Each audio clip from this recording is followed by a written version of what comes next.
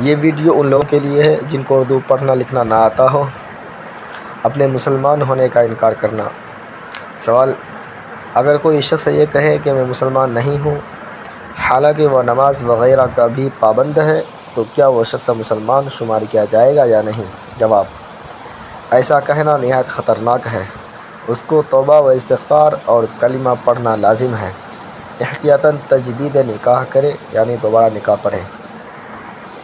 اگر وہ اپنے ایمان کو کمزور سمجھتے ہوئے ایسا کہتا ہے، جس کا مطلب یہ ہے کہ مسلمان کو جیسا کہ اللہ تعالیٰ کے وعدوں پر یقین ہونا چاہیے اور اس کے احکام کا پابند ہونا چاہیے، وہ بات مجھ میں نہیں ہے، اور بطور رنج و افسوس کے کہتا ہے وہ اللہ پاک سے قوی ایمان کی تمنا رکھتا ہے، تو اس پر تجدید نکاح کا حکم نہیں لگایا جائے گا اور اس کے احساس و افسوس کی تعریف کی جائے گی، مگر ایسا کہنے سے پھر بھی روکا جائے گا۔